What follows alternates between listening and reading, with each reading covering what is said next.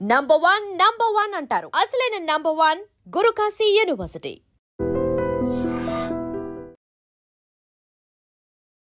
ఇక్కడ చెప్పండి sir, murder for gain ఏంటి, ఆ రోజు కంప్లైంట్ ఎలా వచ్చింది, దాన్ని ఎలా బ్రేక్ చేశారు? సార్ ఆ రోజు మన వీపనగండ్ల లిమిట్స్లో మినిస్టర్ గారి బందోబస్తు ఉంది. నేను బందోబస్తుకి వెళ్ళాను. మామూలుగా వెళ్తే వీపనగండ్లలో ఉన్నాము. నడుస్తుంటే ఒక మా వీపనగండ్ల ఎస్ఐ గారు ఏం చేశారంటే ఫోన్ వచ్చింది, ఇట్లా ఒక అన్నోన్ డెడ్ బాడీ రోడ్ పక్కన పడింది మన వీపనగండ్ల లిమిట్స్ అని చెప్పేసి ఫోన్ వస్తే, నేను రోడ్ పక్కన పడింది కదా డెడ్ బాడీ అంటే యాక్సిడెంట్ అవుతుంది మేబీ, నువ్వు వెళ్ళు అని చెప్పేసి ఎస్ఐ గారిని పంపించాను. పంపించి నేను అంతా బందోబస్తు కంప్లీట్ చేసుకొని సరే అని వెళ్దాం మళ్ళీ వచ్చేద్దాము అని చూస్తుంటే ఆ వీపనగండ్ల ఎస్ఐ రాణి గారు ఫోన్ చేశారు. చేసి లేదు సార్ ఒకసారి మీరు రండి, కొంచెం ఇది అంతా ఎట్లా ఉంది అంటే, నేను ఇమ్మీడియట్గా ఇటు రాకుండా సీన్ ఆఫ్ అఫెన్స్కి వెళ్ళిపోయినాను. వెళ్ళిపోయిన తర్వాత అక్కడ వెళ్ళి చూస్తే ఎట్లా ఉందంటే అది ఇంజురీస్ ఉన్నాయి కొంచెం ఫేస్ పైన, ఇట్లా మేల్ అయితే ఇంజురీస్ ఉన్నాయి. రోడ్కి సైడ్కి పడిపోయాడు, కింద కొంచెం గుంతలాగా ఉంది, దాంట్లో పడిపోయాడు. అంటే కొంచెం సస్పెక్ట్ కూడా చేయొచ్చు, తగులితే ఇట్లా బండి తగిలితే ఎగిరిపోయి పడ్డట, అంత పెద్ద ఇంజురీ లేదు బాడీ పైన. కొద్దిగా సస్పెక్ట్ చేసి అనుకుంటున్నాము ఇట్లా ఉంది కదా, సరే ఇంజురీ ఉంది, యాక్సిడెంట్ కూడా అయ్యి ఉండొచ్చు అని అనుకున్నాము. కొద్దిగా డౌట్ వస్తుంది, పరిగి కేసు కూడా గుర్తొచ్చింది. తర్వాత ఏం చేసినాము, తర్వాత కొంచెం డౌట్గానే ఉండి ఏం చేసినాము, సరే ఫస్ట్ అని చెప్పేసి ఎవరు లేరు కదా, విక్టిమ్ అతను బేసికల్గా ఆంధ్ర చనిపోయిన పర్సన్, డిసీజ్డ్ పర్సన్ అన్నట్టు.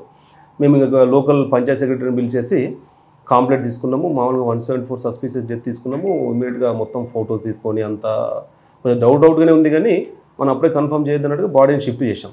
షిఫ్ట్ చేసారు, ఈ డెడ్ బాడీ ఎవరిది అని చెప్పేసి అక్కడ రమేష్ గారు అని ఏఎస్ఐ గారు ఉండేది. ఇమీడియట్గా ఆఫీసర్ చెప్పినాం, ఎస్పీ సార్ చెప్పి కొంచెం సస్పీషియస్ ఉందంటే వెరిఫై చేయండి అని చెప్పేసి సార్ చెప్పినాడు. నేను సాయంత్రం వరకు మొత్తం వాట్సాప్ గ్రూప్లో, ప్రెస్ గ్రూప్లో, అన్ని గ్రూప్లలో షేర్ చేశాను ఫోటో అంతా షేర్ చేసి ఎవరో అన్నోన్ పర్సన్ ఇతను చనిపోయారు ఉంటారు అనేది మార్చిలో డెడ్ బాడీ పెట్టాము. అంతా వచ్చి డెడ్ బాడీ షిఫ్ట్ చేసిన 1 అవర్కి వాళ్ళ బ్రదర్ వచ్చి సార్ ఇది మేము ఇట్లా బిజినపల్లి పోలీస్ స్టేషన్కి వెళ్ళాం సార్, మా అన్న 2 రోజుల నుంచి ఫోన్ స్విచ్ ఆఫ్ ఉంది, చూస్తే మా అన్న ఫోటోనే సార్ అంటే, మీకు ఎట్లా తెలిసిందంటే ఇట్లా బిజినపల్లి పోలీస్ స్టేషన్లో ఒక కానిస్టేబుల్ చూపించింది సార్ నాకు, ఇది చూడండి మీ అన్న 2 రోజులైంది కదా, బిజినపల్లి నుంచే మిస్ అయింది అన్నారు కదా, స్విచ్ ఆఫ్ ఉంది కదా అంటే, చూస్తే మా అన్న సారు అని చెప్పాడు. అంతవరకు బాగానే ఉంది. అతను చెప్పాడు, పిలిపించి మాట్లాడుతూ ఉంటే, సరే అవునా ఎట్లా జరిగిందని మాట్లాడుతుంటే సడన్గా ఒక బాంబు పిలిచాడు. అతని దగ్గర కేజీ పైన గోల్డ్ ఉంది సార్ అన్నాడు. కేజీ పైన గోల్డ్ ఉంది అంటే, అవును సార్ కేజీ పైన గోల్డ్ ఉంది, మేమంతా చిన్న ఆర్నమెంటు ఆంధ్రాలో తయారు చేసుకొని, ముక్కు పుల్లలు అవన్నీ తయారు చేసుకొని అందరి దగ్గర కలెక్ట్ తీసుకొచ్చి మేము ఇక్కడ షాప్లో ఇస్తాం సార్, ఒక్కొక్క షాప్లో 10 జతలు అట్లా ఇస్తాము, దానిపైన వచ్చిన మార్జిన్ తీసుకుంటామంటే ఒకసారి షాక్ కొట్టినట్టు అయిపోయింది. ఏంది ఇట్లా ఉంది పరిస్థితి అబ్బా అని ఇమ్మీడియట్గా ఎస్పీ సార్ ఫోన్ చేసి చెప్పాను, ఇట్లా అంటుంది సార్ అనగానే సార్ ఇమ్మీడియట్గా వచ్చి ఎట్లా ఇది అసలు జరిగింది ఏదో సంథింగ్ అని చెప్పేసి డెడ్ బాడీ అక్కడే ఉంది. మొత్తం డీటెయిల్గా వెరిఫై చేసిన వాళ్ళ బ్రదర్ని, ఎక్కడి నుంచి వచ్చిండు, ఎప్పుడు వచ్చిండు అంటే, అతను వస్తాడు ఒకసారి బ్యాగ్లో తీసుకొని వస్తాడు, క్యాజువల్గా బస్సులో వస్తాడు, అంతా అరౌండ్ 1/2 kg నుంచి 1 kg గోల్డ్ తీసుకొచ్చి దాని అంతా ఒక 1 వీక్ ఉండి ఇక్కడే అన్ని గద్వాలు, నాగర్ కర్నూలు అక్కడక్కడ అంతా అమ్ముకొని మళ్ళీ ఊరికి వెళ్ళిపోతాడు అనమాట. ఇమీడియట్గా ఫస్ట్ 1 kg గోల్డ్ ఉందనగానే ఇన్వెస్టిగేషన్ ఇంకా మారిపోయింది. సారు ఎస్పీ సారు మా డిస్టిక్ ఎస్పీ సారు రావులకి ఇద్దరు సారు ఇమ్మీడియట్గా నైటే మీరు నమ్మండి ఒక 10 మంది ఎస్ఐలతో కలుపుకొని ఒక 50 మంది సారు అంటే, మేము అంత సార్ అట్లా అంటాను అనుకోలేదు, సార్ అసలు కాంప్రమైజ్ కాలేదు. ఒక 50 మెంబర్స్ 10 మంది ఎస్ఐలే ఉన్నారు అందులో, మీరు ఏం చేస్తారో తెలియదు నాకు అసలు అర్జెంటుగా అని చెప్పేసి నైటే మొత్తం టీమ్స్ ఫామ్ చేసి ఏ టీం ఏం పని చేయాలా, 1 kg గోల్డ్ అంటే పెద్ద అఫెన్స్ అయిపోయింది, ఇది సంథింగ్ రాంగ్ అని చెప్పేసి 10 టీములుగా డివైడ్ అయ్యి మొత్తం ఇమ్మీడియట్గా లాడ్జెస్ ఫస్ట్ వనపర్తిలో ఎక్కడ స్టే చేసిండా, ఎక్కడ చేసిండా అని చెప్పేసి లాడ్జెస్ పోయి వెతకడము చేయడం. అంటే వనపర్తిలో ఎక్కడ అతను స్టే చేయలేదు, అసలు అఫెన్స్ జరిగింది బిజినపల్లి, మనకు డెడ్ బాడీ దొరికింది చిన్నంబావి పోలీస్ స్టేషన్ లిమిట్స్లో. అసలు ఇక్కడ దీనికి దానికి ఏం సంబంధం లేదు, డెడ్ బాడీ ఏమో ఇక్కడ ఉంది, అసలు అక్కడ పర్సన్ ఇక్కడ వస్తున్నారని మనం ఎక్స్పెక్ట్ చేయలేము. ఇమ్మీడియట్గా నైట్ అంతా లాడ్జెస్ చెక్ చేయడము, తర్వాత బిజినపల్లి వెళ్ళడం చేసి మార్నింగ్ అయింది, తెల్లవారులు అట్లే ఉన్నాము. పొద్దున్న లేచి 7 o'clock పోయి ఎక్కడ ఫోన్ స్విచ్ ఆఫ్ అయిందో పోయి బిజినపల్లిలో చూస్తే వాళ్ళ వైఫ్కి మాట్లాడినాము, వాళ్ళ ఇంటి వాళ్ళకి మాట్లాడితే ఏం జరిగిందంటే, నిన్న పలానా టైంలో మిస్ అయింది సార్, పలానా ఇతను దీపక్ మాలి మంచి ఫ్రెండ్ సార్ అతనికి, ఆ షాప్లోకి వెళ్ళి ఇస్తున్నా, అతను తీసుకుంటున్నాడు గోల్డ్ అని చెప్తే ఆ దీపక్ మాలి షాప్ దగ్గరికి వెళ్ళాడని చెప్పాడు సార్. అప్పుడు తర్వాత ఇంకా మళ్ళీ ఫోన్ కలవలేదు, అతనికి గోల్డ్ ఇచ్చేసి నేను రేపు వస్తాను అని చెప్పాడంటే, సరే అక్కడ లాస్ట్ ఉంది కదని అక్కడికి వెళ్ళాము. ఈ లోపల తను బాగా రెస్పాండ్ అయ్యిండు. రెస్పాండ్ అయ్యి నేను వస్తున్నా సార్ వనపర్తికి అన్నాడు. అంటే ఈ 10 టీమ్స్ 10 రకాలుగా వర్క్ చేస్తున్నాయి. వాళ్ళ CDRs కానీ, అతని మూమెంట్ కానీ, వాళ్ళను ఫ్యామిలీ మెంబర్తో మాట్లాడు, ఎవరి పని వాళ్ళకి చెప్పాడు, చేస్తున్నాడు. సార్ మానిటర్ చేస్తున్నారు. Wanaparthy DSP sir Venkateswara sir ఉన్నాడు. సారు టీం లీడ్ చేస్తున్నాడు. సార్ పైన మా SP సార్ లీడ్ చేస్తున్నాడు. పొద్దున షాప్ దగ్గరికి వెళ్ళాం. అక్కడికి వెళ్తే మా దగ్గర ఏమీ లేదు, అంతే 1 kg పైన గోల్డ్ పోయింది, డెడ్ బాడీ ఉంది, ఇంకా అంతే. డెడ్ బాడీ ఏమో అక్కడ ఉంది, లాస్ట్ లొకేషన్ ఏమో చనిపోయినది బిజినపల్లి ఉంది. ఏం అర్థం కాలేదు, తిరుగుతూ ఉన్నాం అట్లా అంతే. అతను షాప్ అతను కూడా వచ్చిండు, లేదు సార్ నేను దగ్గరికి వచ్చిండు అదని చెప్పాడు. చెప్తే సరేలే మంచిది అనుకున్నాము. వాడు మాయమ్మడే ఉన్నాడు, అంత నడుస్తుంది. CC కెమెరాస్ అంతా టెక్నికల్ ఎవిడెన్స్ అంత ఒక సైడ్ నడుస్తుంది. ఫిజికల్గా చూడడము, ఆ షాప్ వాళ్ళని ఎంక్వైరీ చేయడము, ఇక్కడ నుంచి వచ్చిండో ఏ రూట్లో పోయిండని. తీవ్ర లాస్ట్ లొకేషన్ చూస్తే అది టవర్ చూపిస్తూ ఉంది. ఆ టవర్ చూస్తే మనకు పెద్ద యూజ్ ఉండదు. అట్లా ఉదయం 7 o'clock నుంచి మధ్యాహ్నం 1 o'clock వరకు ఏం తెలియదు. ఒక టీం ఏమో నాగర్ కర్నూలు లాడ్జ్లో, ఒక టీం ఏమో బిజినపల్లి లాడ్జ్లో, ఒక టీం ఏమో కొంతమంది ఉన్నారు పర్సన్స్, అంటే ఆ షాప్కి వచ్చిన వాళ్ళు. అంటే యాక్చువల్గా ఆ షాప్ ఓపెన్ చేయించాము, ఆ షాప్లో కెమెరా ఉంది, ఆ కెమెరా చూసినాం, పక్క షాప్లో కెమెరా చూస్తున్నాం. అట్లా ఎవరి పని వాళ్ళు చేస్తుంటే వచ్చాడు షాప్లోకి. ఆ షాప్లోకి వచ్చిండు, డిసీజ్డ్ వచ్చాడు. షాప్లోకి వచ్చిండు. షాప్కి వచ్చినప్పుడు అతనితో పాటు ఒక 2 వచ్చారు. మళ్ళీ షాప్ నుంచి బయటికి వెళ్ళినప్పుడు వాళ్ళు బయటికి వెళ్ళినారు. అంటే వాళ్ళు ఎంత వెనుక ఉన్నారు అన్నట్టుగా వాళ్ళని కూడా కొంచెం సస్పెక్ట్ చేయడము. అంటే ఎక్కడో ఒక క్లూ కోసం చూస్తున్నాం. జీరో, ఏమీ లేదు. ఎవరు వచ్చారు ఆయన వెంబడి ఎవరు పోయారని ఇతన్ని అడగడం, షాప్ అతన్ని అడగడము. ఈ షాప్ పక్కన ఉన్న వాళ్ళందరూ వచ్చి చూసిరా అంటే వాళ్ళు ఎందుకు చూస్తారు, క్యాజువల్గా వస్తున్నప్పుడు వాళ్ళు ఆన్సర్ చెప్పడము. ఇదంతా జరుగుతుంది. లాడ్జెస్ వెతుకుతూ ఉన్నాము. ఈ వెనక వచ్చిన వాళ్ళని పోయిన వాళ్ళందరినీ వాళ్ళని ఇంటరాగేషన్ చేయడానికి వాళ్ళు ఎక్కడ ఉన్నారో అని వాళ్ళ లొకేషన్ తీయడం అంతా జరుగుతుంది. అయితే ఇది జరుగుతున్నప్పుడు నాతో పాటుగా సార్ ఉండి చూడండి ఎక్కడో సైడ్లో రావాలంటే, ఈ లోపల గోపాల్పేట SI నరేష్ అని, తర్వాత టీం అనమాట, మా టీంలో నరేష్ అని, తర్వాత రామరాజు అని ఇంకొక SI గారు, నేను, మా కానిస్టేబుల్స్ ఒక 4 ఉండి కొద్దిగా ఈ షాప్ అతను కొంచెం అతని దగ్గర నుంచి వెళ్ళాడు. బయటికి వెళ్ళిన తర్వాత అక్కడ ఏంటంటే ఇతను వెళ్ళడము, ఇతను వెంబడి అతను కూడా వెళ్ళడము. అంటే క్యాజువల్గా నడిచినట్టే ఉంది. షాప్లోకి వచ్చాడు, మళ్ళీ వేరే వచ్చారు, మళ్ళీ వెళ్ళిపోయారు. అంతే సార్ వచ్చిండు వెళ్ళిపోయారు అని చెప్పేసి అన్నాడు. సరే వెళ్ళినాము, ఎటు వెళ్తున్నాడని కెమెరా చూస్తున్నాం, అంతా చూస్తూ ఉంటే అతను తెచ్చి కొంచెం డౌట్ వస్తూ ఉంది. షాప్ మీద కొద్దిగా డౌట్ వస్తూ ఉంది. వచ్చి అతనితోనే కూర్చొని కొంచెం అక్కడే బయట కార్లో కూర్చొని, అది క్లూ కాదు కానీ ట్రై చేస్తున్నాం అనమాట. ఎన్ని గంటలకు వచ్చాడు, ఎప్పుడు వచ్చాడు, నువ్వు ఎందుకు ఫోన్ చేసినావు అని మా క్వశ్చన్ చేస్తూ ఉంటే ఒక 2-3 చిన్న లీడ్స్ అనమాట. చిన్నవంటే ఎట్లా అంటే కవరు ఇది కాదు అది తెచ్చినని, కొంచెం బాడీ అంటే అఫెన్స్ చేశాడు కాబట్టి అతని బాడీ లాంగ్వేజ్, అతని మాట విధానంలో తేడా ఉంది. అంతవరకు ఏంటంటే మా ఎంబడే ఉన్నాడు కదా, మా ఓడేలో ఏముంది అన్నట్టుగా సహకరిస్తున్నాను మేము అనుకుంటున్నాం.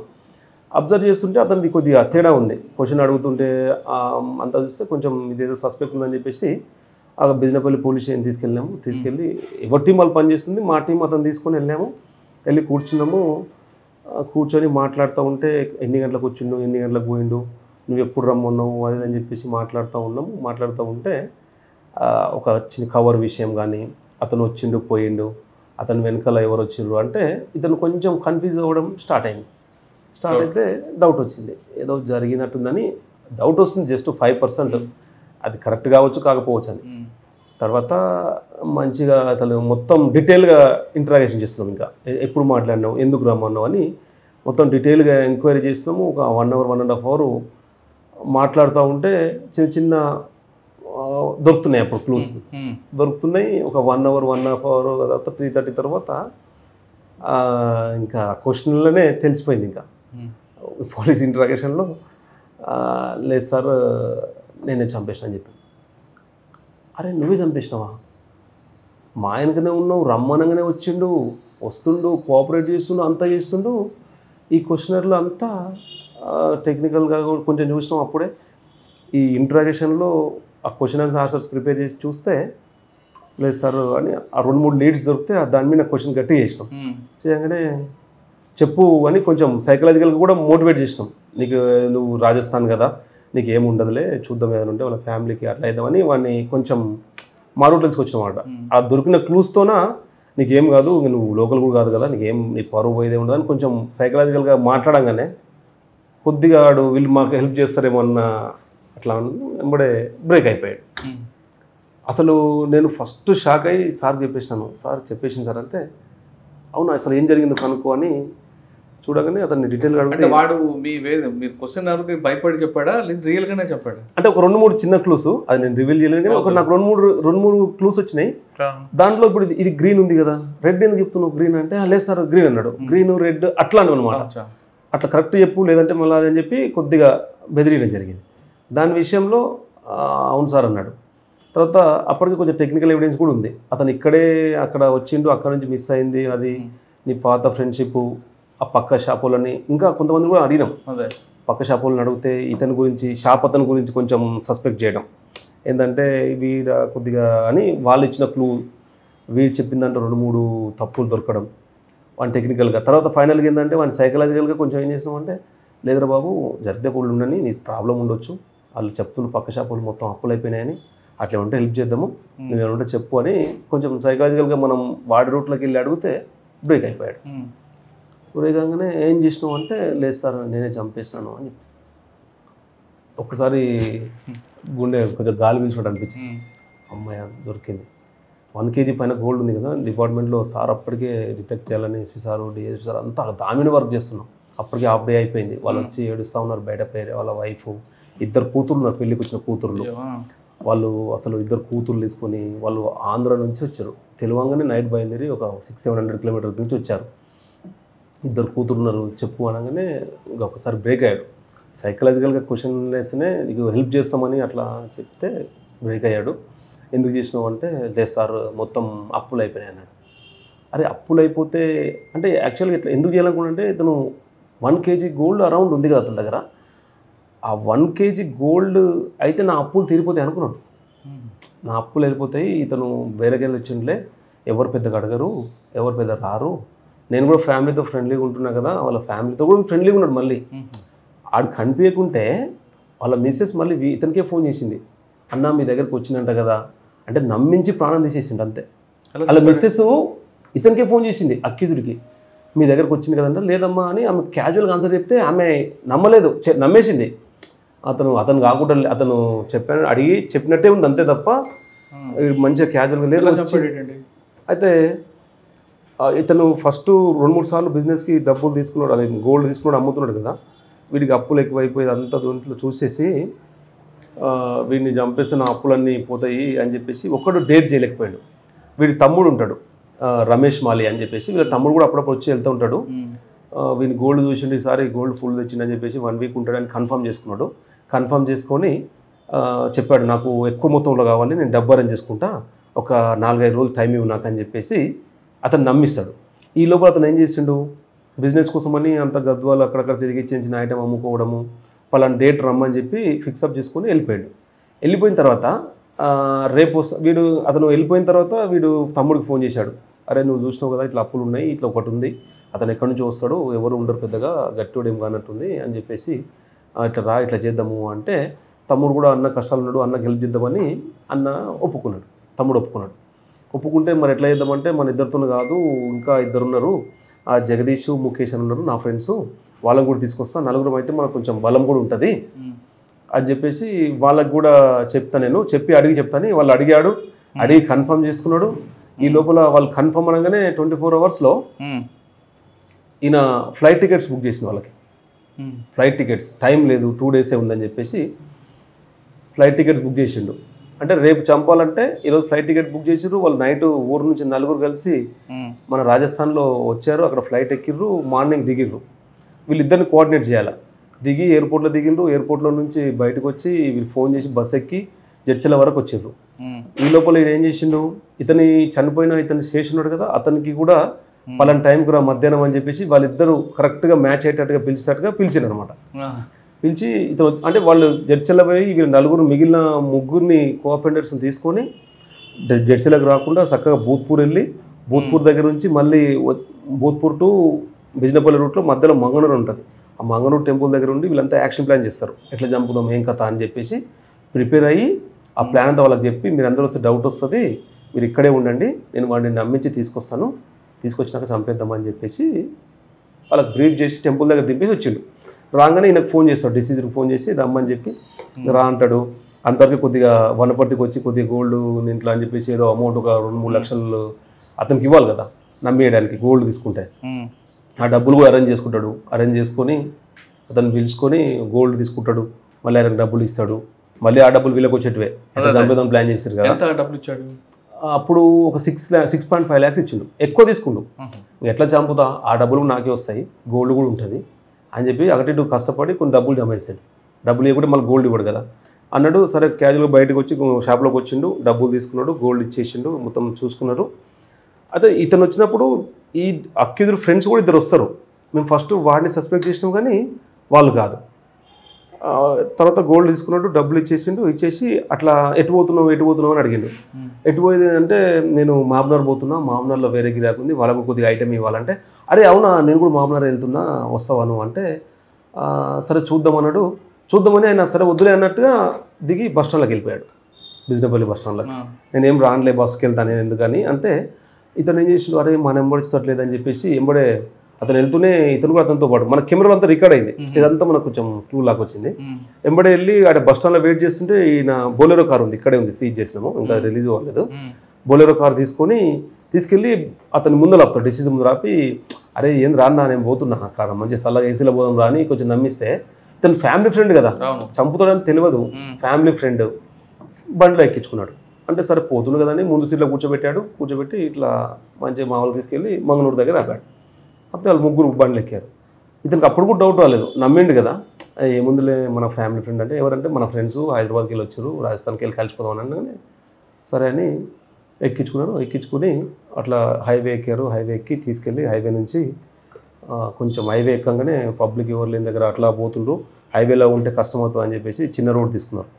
కొంచెం ఇంటీరియర్ ప్లేస్ లాగా తీసుకెళ్ళి ముందల కూర్చొని ఉంటే ఒక్కసారిగా వీళ్ళంతా ప్లాన్ ఉంది కదా, ఆయనకి ముందు సీట్లో నుంచి టవలేసి లాగి మధ్య సీట్లో కింద కాళ్ళ దగ్గర పడుకోబెట్టి మొత్తం అదే టవల్ చేతి పెట్టేసి ఒకరు కాళ్ళు పట్టుకోవడం, ఒకరు స్మాదరింగ్ చేయడం, అట్లా చంపిరు. అన్కాన్షియస్ అయిపోయిండు, చనిపోయిందా లేదా అన్నట్టు ఇంకా కొంచెం తెలియలేదు, కన్ఫర్మ్ చేసుకున్నారు చనిపోయారు.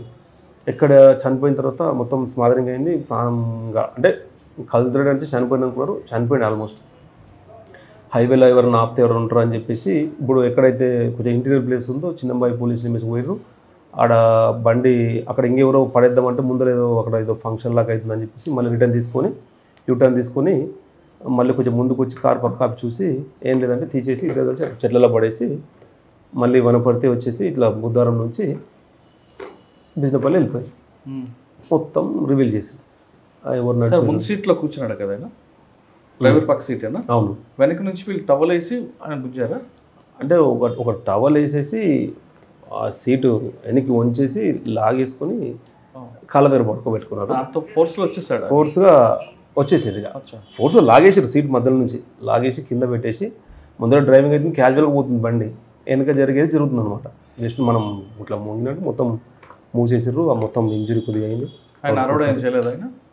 ఇంకా అర్జెంట్ కానీ కార్ క్లోజ్డ్, బయటకి వినపడదు, మొత్తం ముక్కుడు మూసేశారు, 2-3 గుద్దాడు, అతను అన్కాన్షియస్ అయిపోయాడు. ఇంకా అట్లే ఇట్లా మూసే స్మాదరింగ్ అంటారు జనరల్గా, స్మాదరింగ్ చేశారు, చనిపోయాడు. తర్వాత గోల్డ్ అంటే కన్ఫ్యూజ్ చేయగానే ఇమ్మీడియట్గా ఇంకా సార్ చెప్పాను వచ్చి ఎక్కడుంది గోల్డ్ అని మొత్తం చెప్పగానే, అంటే ఒక వన్ డేలోనే కొద్దిగా గోల్డ్ అక్కడిక్కడ డిస్పోజ్ చేశాడు, ఇంట్లో పెట్టుకున్నాడు. ఇమ్మీడియట్గా అతను తీసుకొని అన్ని టీంలు ఒక దగ్గరకు వచ్చినాం, అతను ఇంటిపైన రైడ్ చేసినాం. ఇంటిపైన రైడ్ చేసి చూస్తే ఇంట్లో కొద్దిగా పెట్టుకున్నాడు, వేరే షాప్లో కొద్దిగా ఉంది. తర్వాత ఒక రోజులో హైదరాబాద్ వెళ్ళి కొద్దిగా సిల్వర్ ఐటమ్ కూడా తెచ్చుకున్నాడు. తెచ్చుకొని మొత్తం అంటే ఎక్కువ డిలే కాలే కాబట్టి మొత్తం ప్రాపర్టీ మనకు ఇంటాక్ట్ ప్రాపర్టీ రికవర్ అయిపోయింది. 4 మెంబర్స్ కూడా వచ్చారు. మళ్ళీ వచ్చేటప్పుడు మళ్ళీ అందరూ కొద్ది గోల్డ్ వాళ్ళు కూడా తీసుకెళ్ళినారు, వాళ్ళ వంతు వాళ్ళు, వీళ్ళది ఇక్కడ ప్రజెంట్ మొత్తం డీటెయిల్ అది చేసినారు. వాళ్ళ నలుగురు కూడా వెళ్ళిపోయారా? ఇదంతా అఫెన్స్ అయిన తర్వాత ఏమైంది, అఫెన్స్ చేసి వచ్చేసారు, ఇంక ఉంటే కష్టం అవుతుంది అని చెప్పేసి మళ్ళీ ఇంటికి వచ్చారు. మళ్ళీ మార్నింగ్ వెళ్ళేసేసి వాళ్ళు ముగ్గురు రాజస్థాన్ వెళ్ళిపోయారు. రాజస్థాన్ వెళ్ళిపోయిండు. ఇక్కడ వీరు కన్ఫ్యూజ్ చేయగానే వీరి దగ్గర ఉన్న ప్రాపర్టీ కొద్దిగా ఇనిషియల్గా ఒక 1/2 kg అంత గోల్డ్ రికవర్ చేసి 2 టీములు ఇమ్మీడియట్గా 6వ రోజు ఒక ఇన్స్పెక్టర్ గారు సిసిఎస్ రవిపాల్ అని 2 ఇన్స్పెక్టర్స్ ఎస్ఐలు అందరూ కలిసి రాజస్థాన్ వెళ్ళిపోయి రాజస్థాన్లో లోకల్ పోలీసు సపోర్ట్ తీసుకుంటే లోకల్ పోలీస్ సపోర్ట్తోనే ఒక 1 day అక్కడ ఉండి 3 కూడా పికప్ చేసుకొని తీసుకొచ్చి థరోగా ఇంటరాగేషన్ చేసినాం. వాళ్ళ దగ్గర కూడా ప్రాపర్టీ మొత్తం వాళ్ళ దగ్గర కూడా అంటే ఎక్కువ డిలే కాలేదు కాబట్టి ప్రాపర్టీ అంతా డిస్పోజ్ కాలేదు. అమౌంట్ కానీ సిల్వర్ కానీ గోల్డ్ కానీ అంత ప్రాపర్టీ అదైంది. ఈ లోపల ఇక్కడ పోస్ట్ మార్టం చేసి బాడీ వాళ్ళకి హ్యాండ్ ఓవర్ చేసాం. ఇలా తీసుకొచ్చి మొత్తం ప్రాపర్గా ఇన్ టైంలో అంతా అన్ని టీంలు వెళ్ళిపోవడం అంతా రికవర్ చేసేసుకొని రావడం వాళ్ళ కన్ఫెషన్ అంతా రికవరీ చేసేసి 1 weekలో క్లోజ్. 1 weekలో క్లోజ్ అయిపోయింది. 2-3 రోజుల్లో రిమైండ్ చేసేసినాం. ప్రాపర్టీ అంతా వాళ్ళకి తీసుకురావడం. సార్ మీరు మాట్లాడి ఉంటారు కదా, ఎవరు మెయిల్ ఏమంటాడు అప్పులు పోతాయని ఏమంటాడంటే ఇంత జరుగుతుంది వెనక అనేది వాడు ఆలోచించలేదా?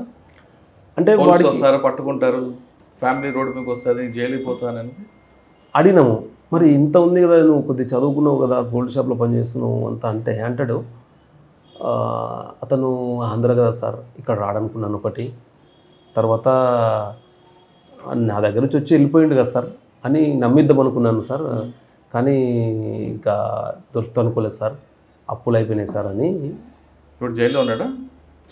జైల్లో లేదు, అంటే చాలా రోజు అయింది, ఒక 6 నెలలు అయింది కదా, బెయిల్ పైన ఉన్నాడు. బండి ఇంకా సీజ్ ఇక్కడే ఉంది, కోర్టుకు వస్తున్నాడు, కోర్టుకు స్టార్ట్ అయింది. దీంట్లో ఎట్లా అంటే దీన్ని స్పెషల్గా సారు అసలు 2-3 సార్లు ఛార్జ్షీట్ ప్రిపేర్ చేస్తే కూడా ఒప్పుకోలేదు. చిన్న క్లూస్ ఎస్పీ సారు, మా డిఎస్పీ సారు, వెంకటేశ్వర సారు, మా ఎస్పీ సార్ అందరూ కలిసి దాన్ని 4-5 సార్లు ఇంత బ్రూటల్గా వాళ్ళు వచ్చి అసలు ఆ ఇంటాక్ట్ ప్రాపర్టీ ఇస్తే అసలు ఆ సాటిస్ఫాక్షన్ వేరండి మాకు. దొరకని కేసులు అంటే ఓకే, కానీ దొరికిన కేసులో కొంచెం కష్టపడి వాళ్ళకు మనిషి పోయిన ఆ ప్రాపర్టీ ఇవ్వడంలో వాళ్ళు చూపించే ఆనందము మాకు ఇంకొక కేసు డిటెక్ట్ చేయడానికి ఎంతో ఉత్సాహాన్ని ఇస్తాయి. అంటే వాళ్ళకి మొత్తం ఇంటాక్ట్ ఇచ్చామండి కోర్టు ద్వారా. అసలు వాళ్ళు మనిషి పోయింది కానీ మనం ఆ ప్రాపర్టీ ఇవ్వడం వల్ల వాళ్ళు కొద్దిగా సరే మనిషిని మనం తెచ్చేయలేము, కానీ అతను ఆ గోల్డ్ వాళ్ళందరూ కట్టివ్వాలా, ఎవరో ఒకటి ఊపురు కదా, మనం ఇది ఇప్పిస్తే వాళ్ళు అసలు వాళ్ళు కన్నీళ్ళు పెట్టుకున్నారు ఒక్కసారిగా. సార్ దగ్గర పెట్టేసి అంటే మాకు అనిపించింది 2 కూతుళ్ళు అని చెప్పాను. లాస్ట్కి 2 కూతుళ్ళు, ఒక అమ్మాయి పెళ్ళికి వచ్చింది, వాళ్ళు ఆంధ్ర నుంచి రావడము చేయడము అసలు ఒక భయంకరమైన సిచ్యువేషన్. కానీ మనం ప్రాపర్టీని ఇవ్వడం వల్ల అతను చనిపోయినా కూడా ఫ్యామిలీ ఫర్దర్గా సఫర్ కాకుండా మనం చాలా హెల్ప్ చేసిన లాగా అనిపించింది. వీడికి ఫాదర్ లేడు, వీడు మదర్ ఉంది, మదర్ అక్కడ రాజస్థాన్లో ఉంటుంది. చిన్న అంటే అప్పట్లో బతకడానికి వచ్చి ఇక్కడ వెల్డింగ్ షాప్లో పనిచేశాడు. తర్వాత మాలి అంటే ఈ గోల్డ్ షాప్లో పెడతారు కదా, అక్కడ గోల్డ్ షాప్లో ఫస్ట్ బిజినెస్ జాబ్ కుదిరిన తర్వాత వీడికి ఇంకా అతనే పనిచేసి అతను షాప్ పెట్టుకోరా అని చెప్పి వర్క్ అంతా వచ్చిన తర్వాత ఎట్లా చేయాలని తెలిసిన తర్వాత షాప్ పెడితే కొద్దిగా ఎక్కువ మిగులుతుంది అనుకోండి, కానీ అప్పులు ఎక్కువ చేసిండు, తేవడం, క్రెడిట్ ఇవ్వడము, తర్వాత వాళ్ళకి వెళ్ళిపోవడం, కొంచెం జల్సాలు. పెళ్లి కాలేదు, పెళ్లి సెట్ అయింది కానీ ఈ కేసుతో పెళ్లి క్యాన్సిల్ అయిపోయింది.